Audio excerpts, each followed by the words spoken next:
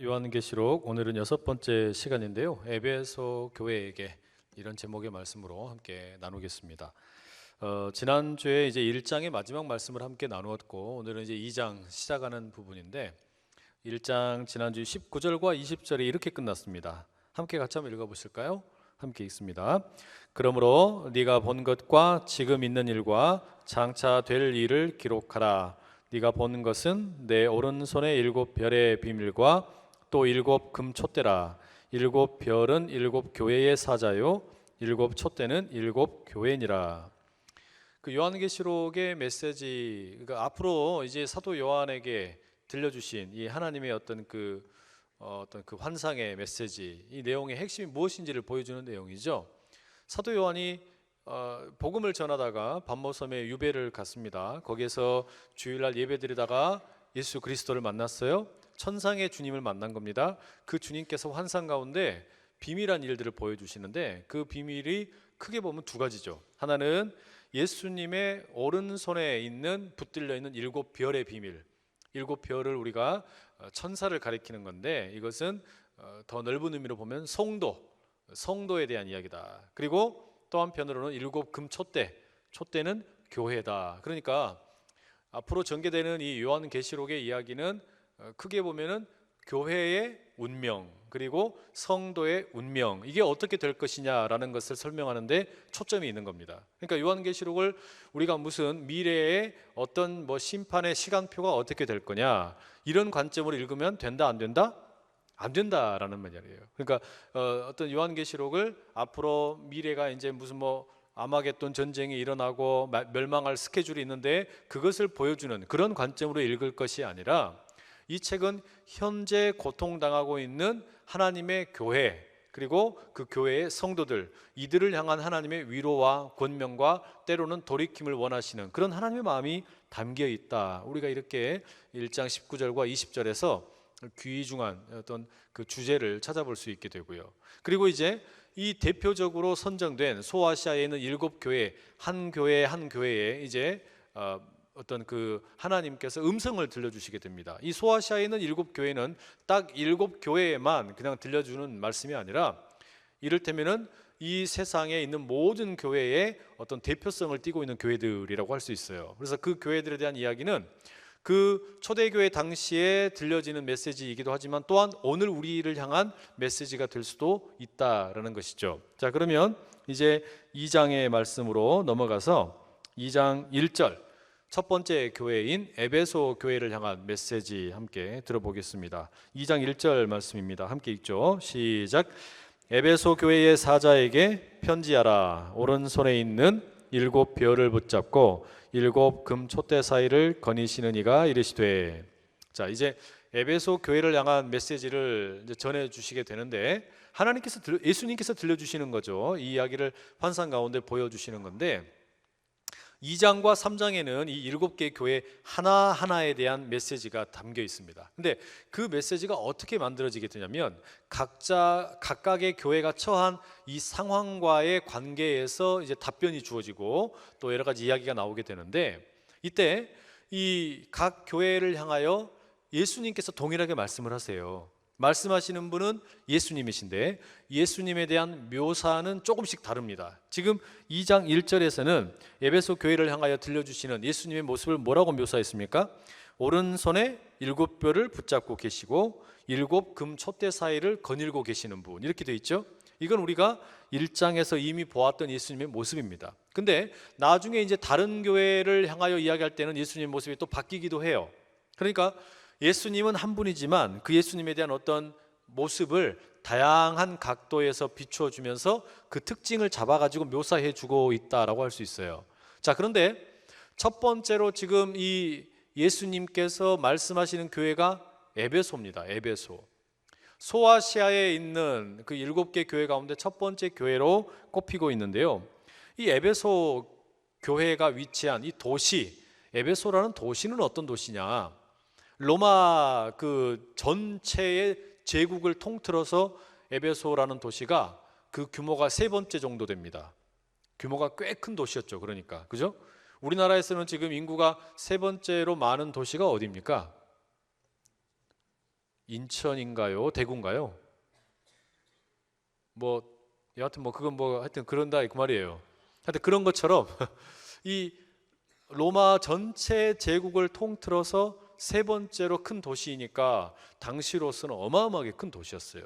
그리고 이 당시의 역사가들의 기록에 의하면 에베소에 거주하던 이 시민들의 숫자가 적으면 20만, 많게는 한 25만 정도 되었을 것이다 라고 추정을 합니다. 그리고 이 에베소는 항구였습니다. 그러니까 지금의 터키 지역에 있는 그 도시인데 항구이면서 그 소아시아 터키 지역을 관장하는 로마 총독부가 있었어요.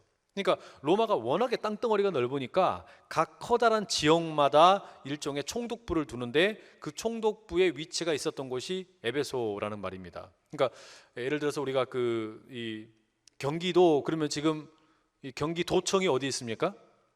수원에 있죠. 예, 그러니까 수원의 경기도 전체를 관장하는 도청이 있는 것처럼 이 에베소라는 곳에가 로마에서 특별히 소아시아 지역을 관장하는 총독부가 거기 있었다는 이야기예요. 그러니까 꽤 중요한 곳이었죠. 그리고 이곳이 이제 무역이 활발했고 항구 도시다 보니까 이런 어떤 그 경제도 많이 활발하고 또 사람들이 출입을 하고 왕래하면서 거기에서는 이제 뭐 이 항구 바닷가 주변이 늘 그렇듯이 여러 가지 신들도 많았어요. 뭐 아르테미스 신전 같은 이런 아주 유명한 그런 어떤 신전도 있었고 또는 카이사르, 율리우스 카이사르 같은 이런 황제를 갖다가 어떤 섬기는 그런 신도 있었고 신전도 있었고 이렇게 우상을 섬기는 것도 아주 뭐랄까 아주 유행하는 그런 도시였다라고 할 수 있습니다.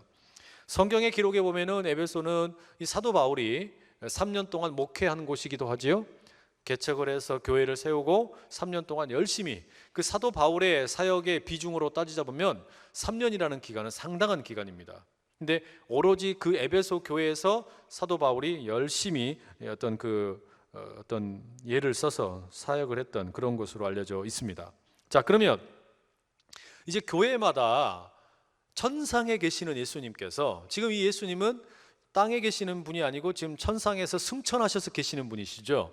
그리고 이분은 이제 그 십자가에서 죽으실 때 그 어떤 비참한 모습, 옷 하나 입지 못하고 그냥 가짜 가시 면류관을 쓰고 있는 이런 모습이 아니고 왕의 위엄으로 아주 그냥 왕 같은 옷을 입으시고 그리고 금띠를 이렇게 가슴에 띠고 이런 어떤 그 오른손에는 7별을 꽉 움켜쥐고 계시고 그 입술에서 나오는 말씀은 많은 물소리처럼 그리고 좌우에 날선검처럼 강력한 능력 있는 모습으로 묘사되어 있지 않습니까?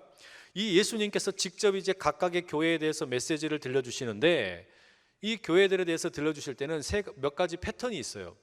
제일 처음에 들려주는 것은 뭐냐면 각각의 교회가 잘한 점 이걸 칭찬을 해줍니다. 그리고 그 다음에 뭐가 나오냐면은 이 교회가 조금 못하고 있는 점, 연약한 점 이걸 책망하는 내용이 나와요. 그리고 이제 돌이켜라 라고 하면서 권면과 약속을 주시는 이런 세 가지의 부분으로 나누어서 우리가 이해를 해볼 수가 있어요. 그러니까 에베소 교회에 대한 이해도 그렇게 우리가 이해를 할 수 있어요. 뭐가 있다고요? 칭찬, 책망, 약속 이렇게 세 가지가 나와 있게 됩니다. 그러니까 이 각각의 교회에는 다 그런 틀이 있다라는 것을 이해를 하고 우리가 이제 에베소 교회에 어떤 제일 먼저 나오는 게 이제 칭찬의 이야기거든요. 마치 이게 뭐와 똑같은 거냐면 우리가 누군가와 이렇게 대화를 할 때 싫은 소리부터 하면은 상대방이 귀를 기울입니까? 기울이지 않습니까? 기울이질 않죠. 싫어하죠. 그러니까 어떻게 해요? 먼저 너무 잘한다. 너무 잘한다. 아이고 이쁘다. 그런데 이것만 조금 하면 좋겠다. 요거 이렇게 이야기하잖아요. 그러니까 그 부모님들이 자녀들에게 이야기할 때도 자녀에 대해서 뭐 못한다고 그냥 막 처음부터 지적질이 들어가면 어떻게 돼요?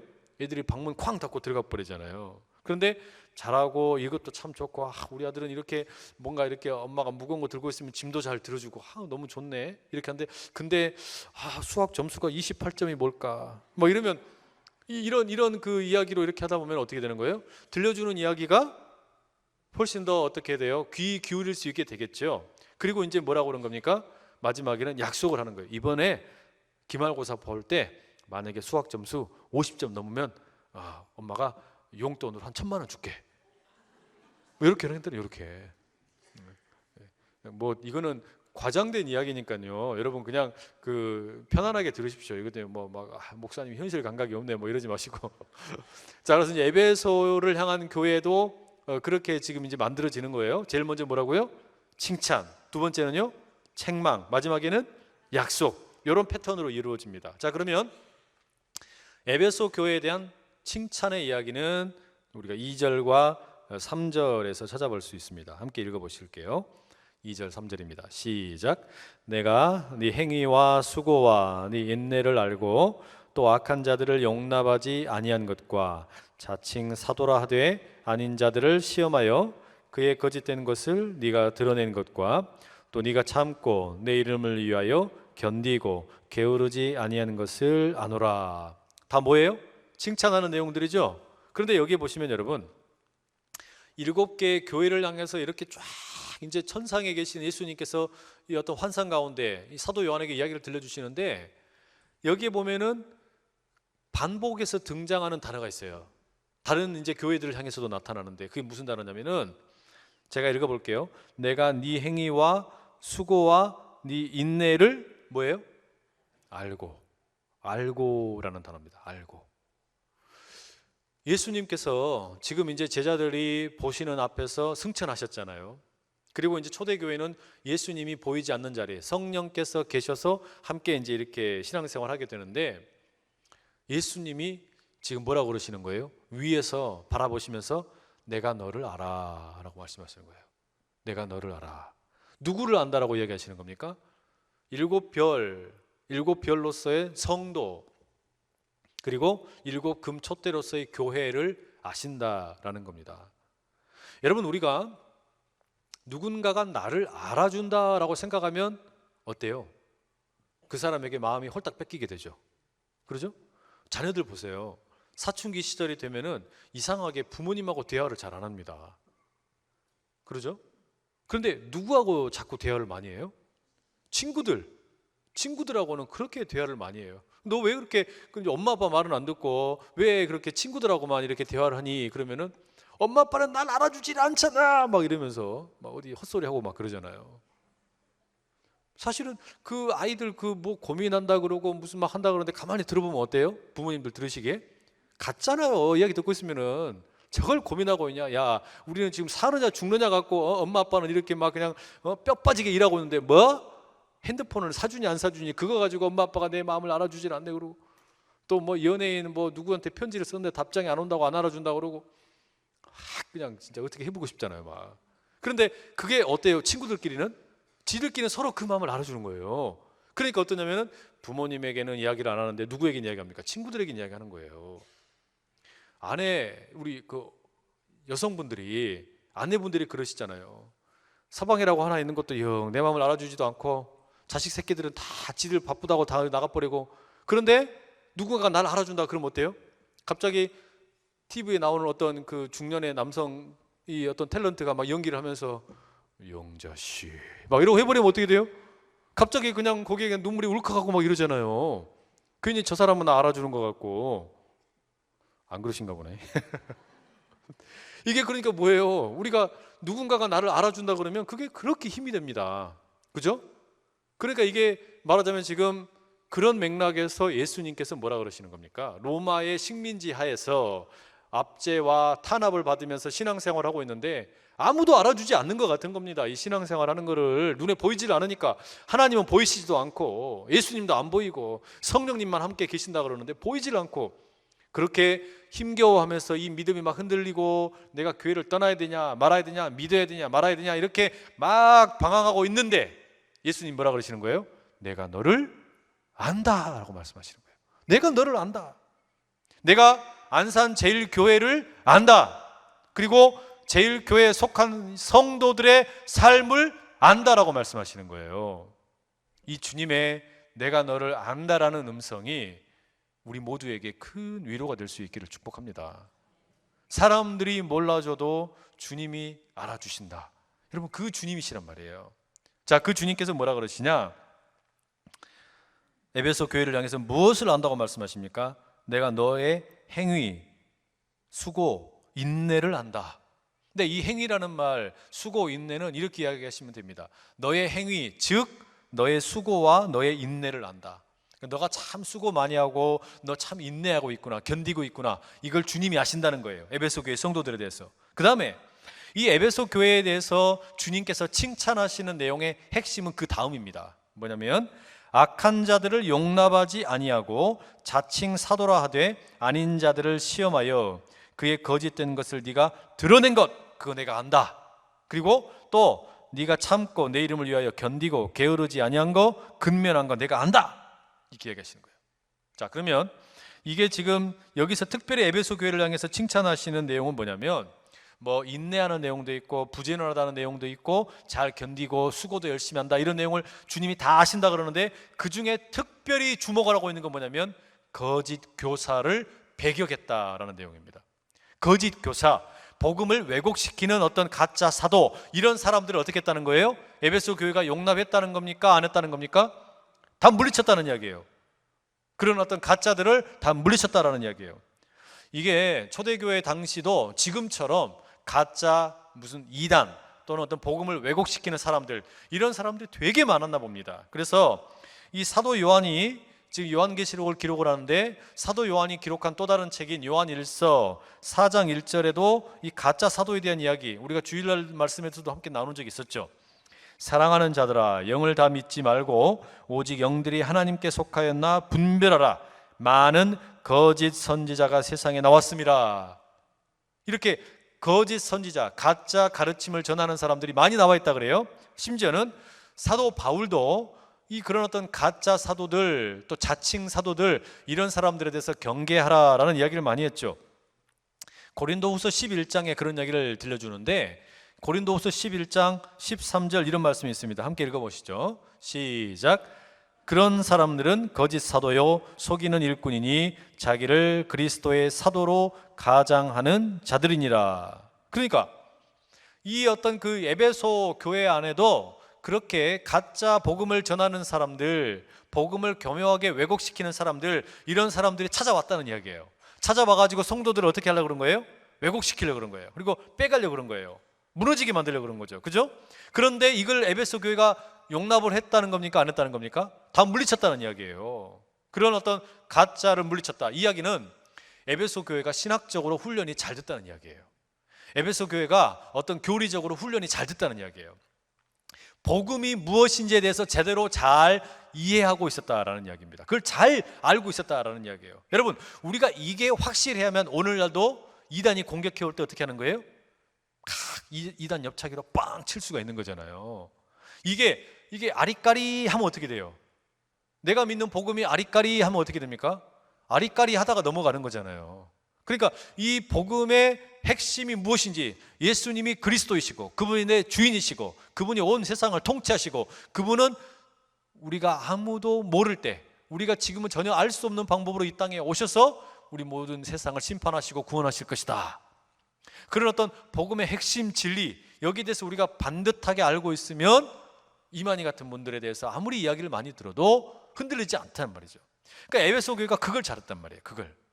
자, 여러분, 이거는요 특별히 또 어떤 의미도 있냐면은 이단의 가르침에 대한 내용도 있지만 동시에 무엇도 있냐면은 교회에서 복음을 전하는데 이 복음을 순수한 복음이 아니라 자꾸 세상이랑 이렇게 섞어가지고 혼합된 방식으로 전하는 사람들도 있어요. 말하자면 이런 겁니다. 하나님도 좋고 세상도 좋고. 이거 어때요, 여러분? 달콤하죠? 달콤하지 않으세요? 그러니까 하나님도 좋고 돈도 좋고 예수님도 좋고 내 욕망도 좋고 이러면 어때요? 아, 예수 믿을 만하네. 아, 괜찮네. 그렇게 느껴질 거 아니에요? 안 그러신가 보네요. 아, 그렇잖아요. 그러니까 사람들이 그런 식으로 복음을 전하러 들어오는 사람도 있었던 거예요. 거짓 교사, 가짜 복음을 전하는 거예요. 그게 뭐예요? 사람들이 좋아할 만한 거. 왜냐? 우리 안에는 죄된 본성이 있기 때문에 그런 거를 살짝 건드려주면 어때요, 사람들이? 그게 좋은 거예요, 그게. 근데 하나님도 좋다 그러고 이것도 좋다 그러고 이러니까 어떻게 되는 거예요? 두 개 다 하네. 근데 그건 됩니까, 안 됩니까?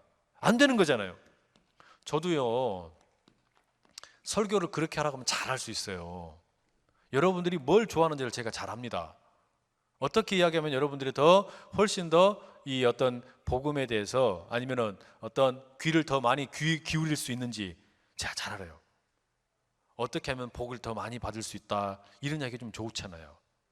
안 그러세요? 제가 그런 이야기를 얼마든지 잘할 수 있는데 왜 안 하냐? 왜 안 하냐?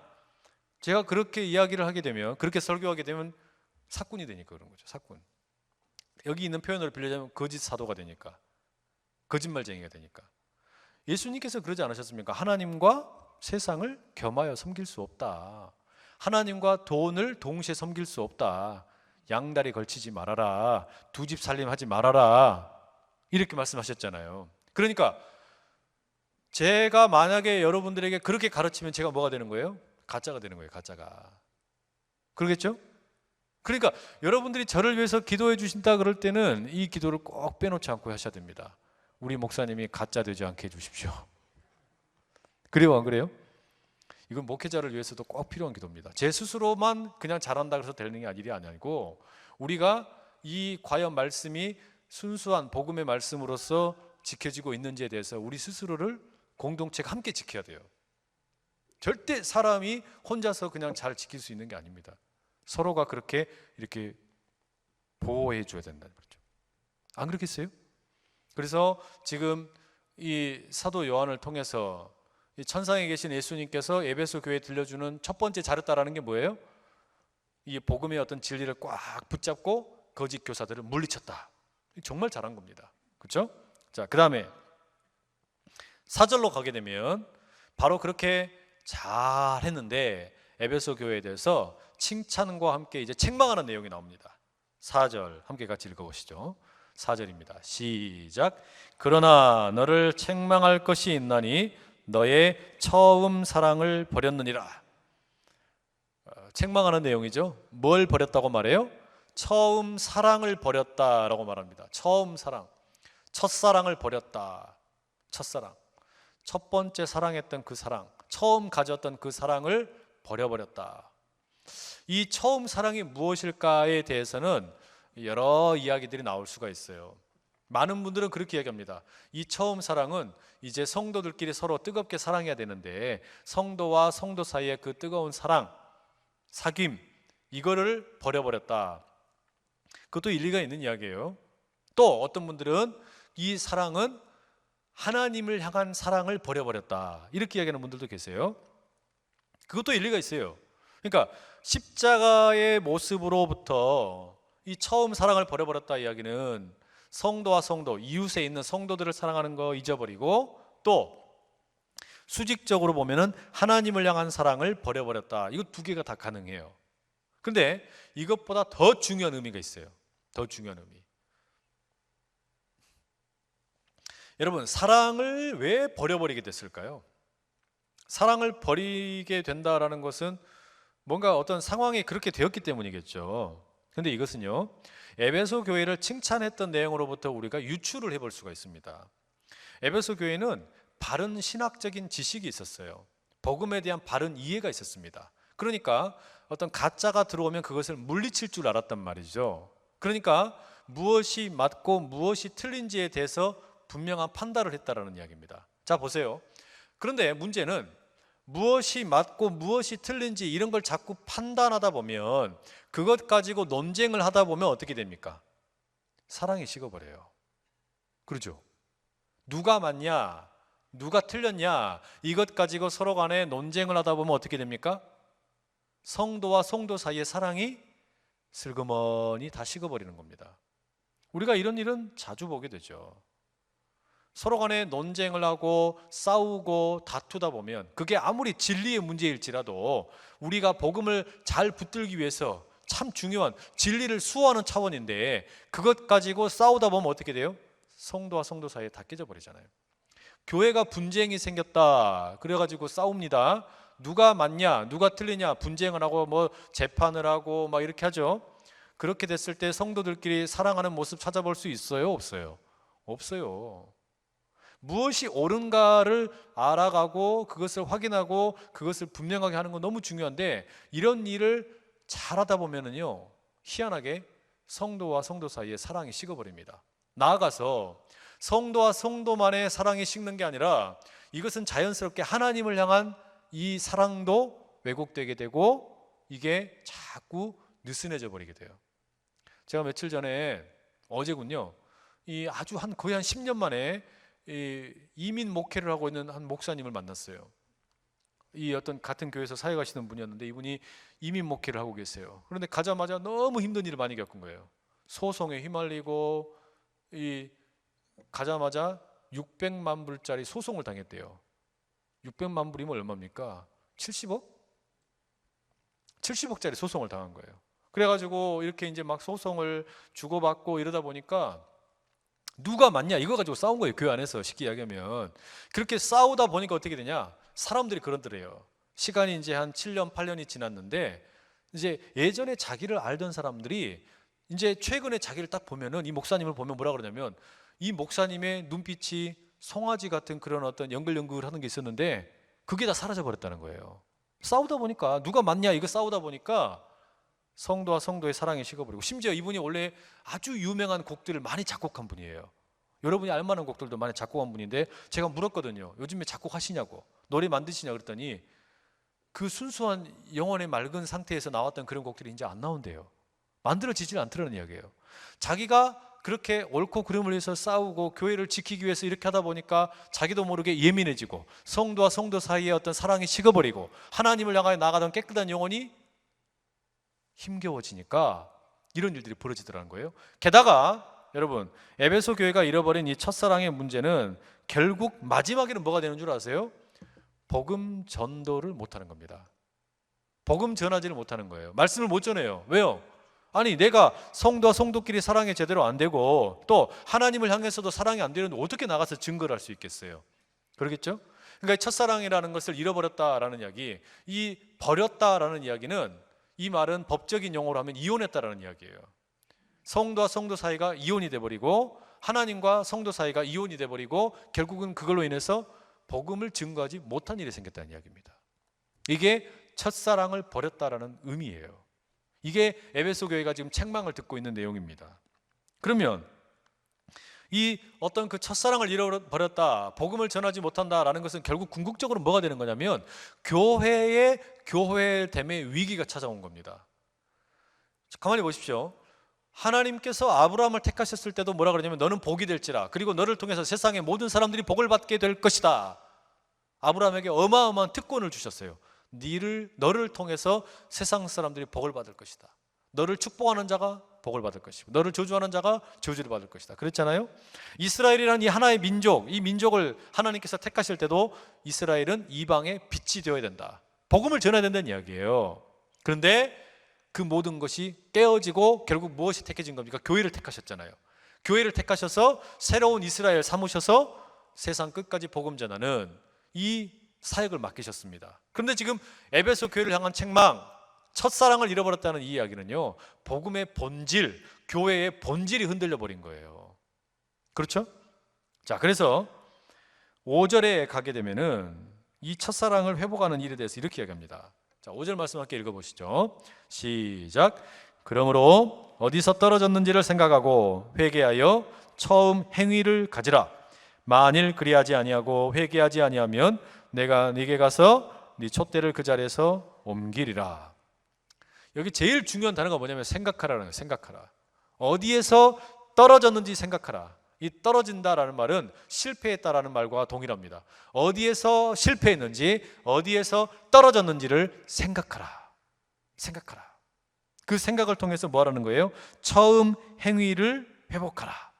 돌이켜서 처음 행위, 말하자면 그 십자가를 바라보기만 해도 눈물이 핑 도네요. 정말로 십자가만 바라봐도 성도와 성도가 너무나 좋네요. 정말로 했던 그 열정, 그 사랑을 회복해가지고 이 사랑이 내게 너무 좋으니까 나가서 뭐 하는 거예요?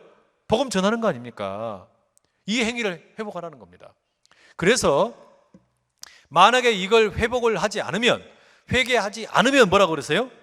너 만약에 이게 회개가 안 되면, 에베소 교회가 이걸 돌이키지 못하면 뭐라고 말씀하시냐면 내가 가서 너의 촛대를 옮겨버리겠다 말씀하십니다. 촛대. 촛대는 지금 이 예수님께서 말씀하실 때 뭐라 그랬습니까? 교회라 그랬죠. 교회라 그랬어요. 촛대, 7금 촛대, 이게 교회다 그랬는데 촛대의 용도가 여러분 뭐예요? 금 촛대의 용도가 뭡니까? 촛대는 그 위에다 양초를 꽂고 불 키우는 거잖아요. 그러니까 이거는 빛이 나게 하는 겁니다. 어두운 곳에다가 빛을 비춰주는 게 이 금촛대의 역할입니다. 그런데 촛대를 옮기겠다라는 이야기는 본래 이 금촛대의 역할이 뭐라는 거예요? 빛을 비춰야 되는데 빛을 비추지를 않으니까 그걸 내가 치워버리겠다는 말씀이죠. 그러니까 빛을 비춘다라는 게 뭡니까? 선교요, 전도요, 복음을 증거하는 일이잖아요. 근데 복음을 증거하려면 뭐가 있어야 돼요? 사랑이 있어야 돼요. 하나님을 향한 사랑, 하나님이 우리를 향해 보여주신 그 사랑 때문에 내가 하나님을 사랑하고 성도와 사랑하다 보면 이 사랑 때문에, 이 사랑의 감격 때문에 자연스럽게 무슨 일이 나갑니까? 복음을 증거하는 거예요. 빛을 비춘다는 말이죠. 그런데 그것을 하지 않는다라면 이건 교회의 본질이 흔들려 버린 거죠. 그러니까 그러면 넌 교회 아니다. 넌 교회 아니다. 우리가 보통 뭐 기도할 때 그러죠. 하나님, 한국 교회 촛대를 옮기지 마시옵소서. 우리 그렇게 기도하잖아요. 무슨 이야기입니까?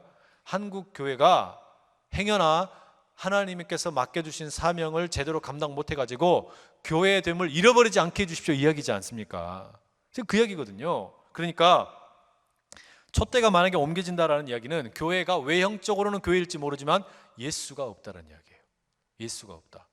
복음을 증거하지 않는데, 전도가 없는데, 선교가 없는데, 결국 궁극적으로 파고 들어가 보면 왜 선교가 없고 전도가 없어요? 왜 복음 증거가 없어요? 처음 사랑이 없기 때문에 그런 겁니다. 하나님께서 부어주신 사랑에 대해서 나도 하나님께 응답하고 성도가 서로 뜨겁게 사랑했던 이 사랑을 잃어버렸으니까. 그래서 돌이키라는 거예요. 여러분, 우리가 이 사랑이 날마다 충만할 수 있기를 간절히 축복합니다. 이 사랑이 먼저예요. 사랑이 먼저라는 이야기예요. 자, 그 다음에 6절, 7절로 이제 넘어가야 되는데 이어지는 6절 봐보세요. 자, 6절 가보시면 이렇게 기록하고 있죠. 함께 읽습니다. 오직 네게 이것이 있으니 네가 니골라당의 행위를 미워하는도다. 나도 이것을 미워하노라. 이 처음 사랑을 잃어버린, 말하자면 어떤 진리, 복음이 무엇인지는 잘 알았어요. 이 복음은 너무 잘 아는데 사랑하는 어떤 이 관계가 깨어진 거죠. 그죠? 이런 상황에 있는 이 에베소 교회를 향해서 예수님께서 들려주시는 하나 이야기가 있습니다. 니골라당의 행위를 여러분들이 미워하고 있습니다. 근데 이 니골라당이라는 게 뭐냐? 구약과 신약 성경을 통틀어 가지고 니골라당이라는 말은 요한계시록에만 딱 2번 나와요. 여기 나오는 6절, 2장 6절하고 뒤에 나오는 버가모 교회를 향한 2장 15절에 딱 2번 나옵니다. 니골라당이 누굴까? 여기에 대해서도 사람들이 이야기가 많아요. 어떤 분들은 그렇게 이야기합니다. 사도행전 6장에 보면 이 제자들이, 예수님의 이 사도들이 말씀과 기도에 전무하기 위해서 교회의 여러 가지 뭐 돌봄이나 어떤 구제 사역 이런 것을 감당할 수 있는 7 집사를 뽑죠. 7 집사의 이름 중에 한 명이 니골라입니다. 그런데 그래서 니골라 당은 아마도 그 집사 니골라의 추종자들일 것이다 라고 말하는 분들이 계세요. 그런데 니골라 당이 여기 지금 적혀 있는 거 보면은 긍정적으로 적혀 있어요? 부정적으로 적혀 있어요? 부정적이죠. 그러니까 니골라 당에 대해서 부정적으로 적혀 있는데 이 니골라라는 이 집사님에 대해서 부정적으로 볼 이유가 하나도 없어요. 근거가 없기 때문에. 그래서 니골라 당이 누구인지에 대해서 우리가 정확하게 말하기는 어렵습니다. 그런데 이 니골라 당이라는 말을 그 헬라어 단어만 가지고 보면은 이런 뜻이 들어 있습니다. 그 우리 자녀들이 자주 신고 다니는 운동화 중에 제일 유명한 브랜드가 뭡니까? 나이키죠, 나이키. 나이키의 뜻이 뭐예요? 나이키의 뜻이 승리라는 뜻입니다. 승리. 근데 나이키라는 말의 어원이 이 헬라 말에서 나왔어요. 헬라 말에서는 니케라 그래요. 니케. 그리고 그 말의 이제 뿌리가 이 니골라가 쓰이는 것과 똑같은 뜻입니다. 그러니까 니골라라는 말은 승리라는 이 헬라 말과 그 다음에 무리들, 사람들이라는 2개의 말을 합쳐놓은 거예요. 이렇게 2개를 합쳐놓은 게 이 말하자면 니골라 당이라는 이름입니다. 그러니까 승리 그리고 사람들 이렇게 합쳐놔서 승리한 사람들 이런 뜻이에요. 승리한 사람들, 그러니까 이긴 사람들 이런 뜻이란 말이죠. 그러니까 이거는 무슨 의미냐면은 니골라 당이라는 말은 당시에 이긴 사람들, 좀 떵떵거리며 사는 사람들이라는 의미입니다. 말하자면 로마 시대 가운데에서 한 걸음은 교회 안에 있고 또 한 걸음은 어디에 있는 거예요? 로마에 두고서 2개를 다 쪽쪽 빨아먹고 있는 겁니다. 그러니까 하나님을 섬긴다고 말하면서 교회에 한 걸음을 두고 있는데 또 한 걸음은 어디 있어요? 로마에다 한 걸음을 두고 있는 겁니다. 그래서 이것도 좋고 이것도 좋고 이렇게 해서 다 먹고 있는 거예요. 그러니까 우리는 이긴 사람들이다. 우리는 승리한 사람들이다. 우리는 그러니까 쉽게 얘기하면 루저가 아니고 위너다 이런 이야기예요. 우리는 루저 인생이 아니다. 우리는 위너다. 우리는 인생의 승리자다. 그러니까 우리는 이렇게 잘 먹고 잘 산다 이렇게 외치는 거예요. 그러면서 이 니골라당 이런 사람들은 아마도 짐작컨대 이 에베소 주역, 이 어떤 소아시아 지역에 유명했던 어떤 그 뭐랄까요, 그 단체가 있었는데 상인연합 이런 단체가 있었어요. 이게 이를테면은 이 돈이 많은 사람들끼리 서로 모여가지고 함께하는 일종의 조찬 모임 이런 거예요. 이 당시도 그런 게 있었던 겁니다. 이 사람들이 어디에 모이냐면은 로마 황제의 신전 또는 어떤 우상의 신전 이런 데 모여가지고 함께 거기서 자기들끼리 패거리를 이렇게 어떤 무리를 지어가지고 세력을 과시를 해요. 그리고 함께 밥도 같이 먹습니다. 이때 뭐 먹어요? 우상에게 제사 드린 음식을 먹는 겁니다. 그리고 거리낌 없이 로마의 황제에게 절도 해요. 그러니까 이게 뭐가 있는 겁니까? 타협을 하는 겁니다. 한편으로는 교회에 가서 예배 드리고 또 한편으로는 뭐가 있어요?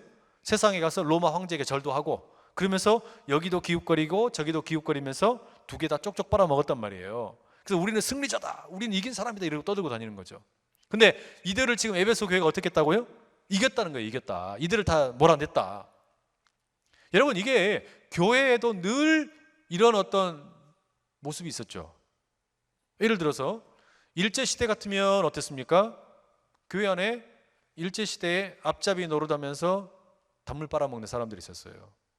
교회 안에 복음과 세상을 두 개를 같이 취하고 이렇게 있는 사람들이 있었단 말이죠.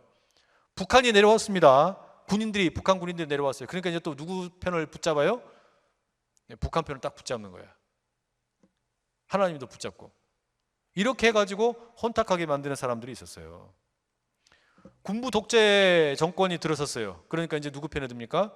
고스란히 또 군부 독재 편에 들어가. 거기 들어가서 줄 서서 안녕하십니까 이렇게 하면서 또 거기서 또 받아먹고. 이제는 이제 돈의 노예가 돼가지고 어떤 복음도 좋고 돈도 좋다. 현대판 니골라당이에요.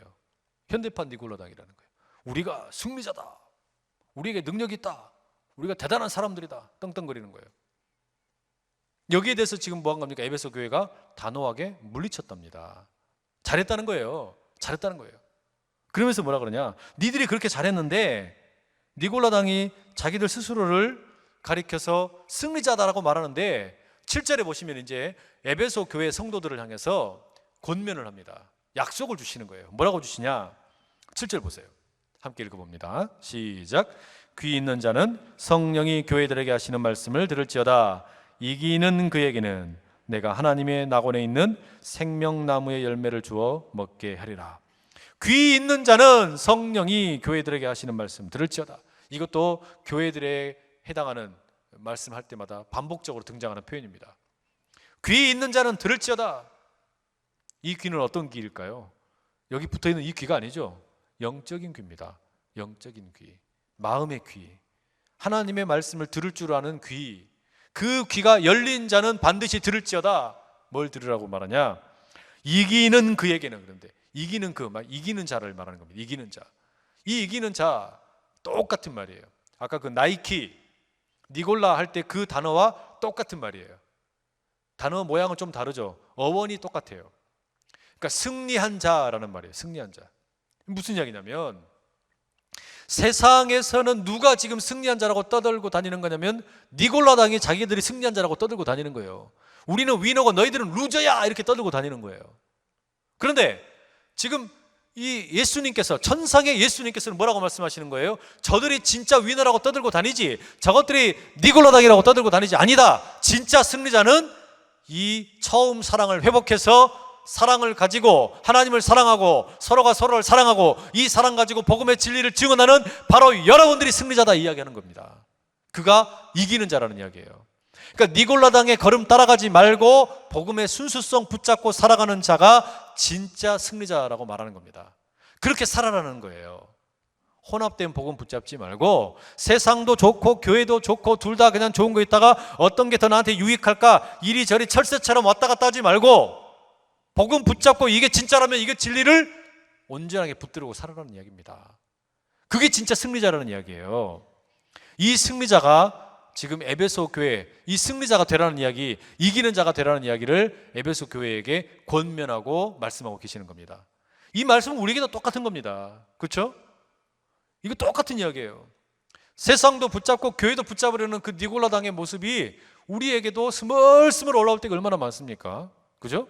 근데 예수님 말씀하시는 거예요. 니골라당의 길을 갈래? 진정 이기는 자의 길을 갈래? 그리고 약속을 하시는 겁니다. 이기는 그에게는 내가 하나님 나라의 낙원에 있는 생명나무의 열매를 주워 먹게 하겠다. 생명나무의 열매를 주겠다. 진짜 생명을 주겠다라는 이야기예요. 무슨 이야기겠어요? 니골라당이 지금 맛보고 있는 저 달콤한 것들, 그건 결국은 다 똥이다. 다 썩어질 것들이다. 다 죽을 것들이다. 저것은 생명의 열매가 아니다. 진짜 생명의 열매는 따로 있다. 그 이야기 아니겠어요? 진짜 생명은 주의 복음 붙잡는 자들에게 주어진다는 겁니다. 세상과 이렇게 두 개 타협해가지고 저울질하면서 어떻게 살까? 교회의 번제를 그런 식으로 위태하게 만들면 그는 이기는 자가 아니다. 성도 아니다. 이렇게 이야기하시는 거예요. 경고죠. 동시에 뭡니까? 약속이에요. 이게 지금 에베소 교회를 향한 말씀입니다. 이기는 자, 니골라당의 길을 가지 말고 진정 복음으로 세상을 이기는 자가로 살라라는 겁니다. 여러분, 오늘 우리를 향한 말씀입니다. 우리를 향한 말씀이에요. 오늘 우리에게도 이런 진정으로 이기는 자가 되는, 그래서 주님께서 약속하신 생명나무의 열매를 마음껏 맛보고 누리는 귀한 은혜에 있기를 축복합니다. 세상이 어려워지니까요, 경제가 어려워지니까 더 타협하고 싶은 마음들이 더 올라와요. 세상이 풍성해지고 부요해지니까 타협하고 싶은 생각이 더 많이 든다는 말이죠. 그러나 이런 때일수록 어떤 교회를 주님이 기뻐하실까? 이런 때일수록 어떤 성도를 주님이 더 기뻐하실까? 답은 명확합니다. 그렇죠? 니골라당의 길을 가는 사람 주님이 기뻐하시지 않는단 말이죠. 복음 붙들고 순수하게 믿음 붙잡고 사는 사람, 그에게 하나님께서 약속하신 것 반드시 이룹니다. 아까 제가 그랬잖아요. 우리가 무엇을 좋아할지, 우리가 어떤 것을 달콤하게 느끼는지 예수님이 너무너무 잘 아세요. 그런데 그걸 그러면 다 못하게 하시냐? 그게 아니에요. 그걸 다 잘라버리시냐? 그게 아니에요. 우리가 어떤 이 두 집 살림을 하면서 누릴 수 있는 거, 그거 참 웃긴다. 그거 웃긴다. 이렇게 말씀하시는 거예요. 주님 한 분만 붙잡아도 먹여주시고 입혀주시고 우리한테 가장 선한 것으로, 좋은 것으로 입혀주시는 분이 우리 주님이라고 말씀하셨잖아요. 솔로몬의 입은 영화보다 저 둘풀이 더 아름답다. 저 하늘에 날고 있는 공중나는 새를 보라. 내가 저것들도 떨어지게 말하지 않는다. 죽게 굶어 죽게 놔두지 않는다. 하물며 너희 일소냐? 예수님 말씀하셨잖아요. 그 우리 주님의 말씀이 살아있는 말씀이 되게 하자고요. 주님의 그 말씀이 진짜 나를 향하여 들려지는 하나님의 음성 되게 하자고요. 그런 우리 성도가 되고 교회가 될 수 있기를 간절히 축복합니다. 에베소 교회를 향한 이 말씀이 오늘 이제 7개의 교회 가운데 첫 번째로 들리는 겁니다. 에베소 교회를 향하여 들려줬지만 저를 향한 말씀이고 우리 모두를 향한 말씀이고 온 교회를 향한 말씀입니다.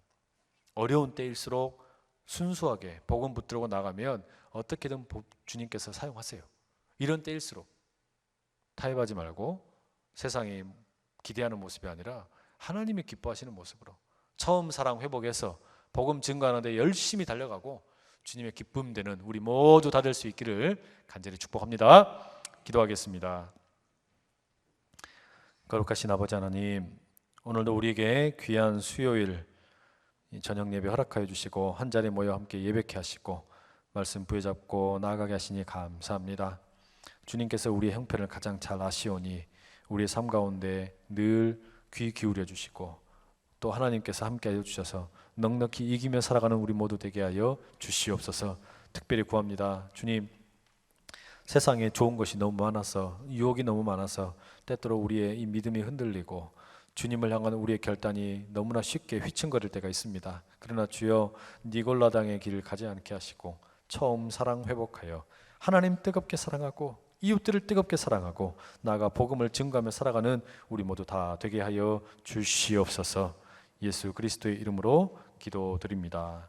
아멘.